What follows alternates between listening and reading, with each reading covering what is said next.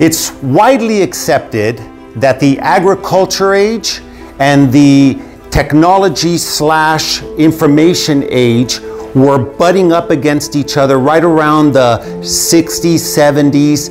At the same time as the agriculture age, we might know that the industrial age was all the rage, and that's when we went from kind of farming and individual businesses to working in these big factories, and then those two ages kind of came together. But right around the 1970s, when the information age started really taking hold, it started to displace the agriculture age and displace the industrial revolution and the industrial age. And we got to this thing called the information age, and technology and advancements in the 70s started to grow. By the time the 1980s hit, we had personal computers. By the time the 90s hit, we had this thing called the World Wide Web. And in the early days, it was fantastic. You can go there, find some information, use it, and it was very accurate and very good stuff, and you thought like, man, it can't get any better than this. Now fast forward 30 years later, and here we are. The internet's been around since the early 90s. We're in the 2020s, and I think we're entering the too much information age. And really, if you look at it, I did a little Google research myself this morning.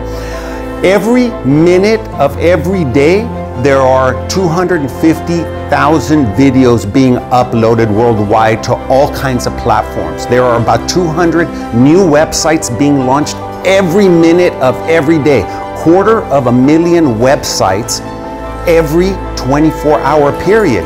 Well, my friends, we have to start to distill, decipher, refine the information out there, because there is way too much information, and it's not good for us. You know, how many times have you done research on something, maybe a medical condition or whatever it is, and you get 4, 5, 50, 100 opinions?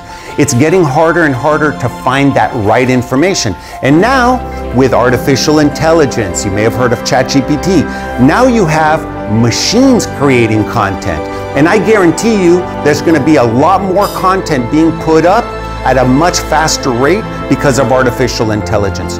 So you guys have to act as miners, as refiners. You know, use your critical brain that you were hopefully shipped down here to Earth with, and start to decipher this information. So when you go out and do a search on the internet, on YouTube or Google or whatever it happens to be, don't think of it as doing a search. Think of it of trying to find a needle in a haystack.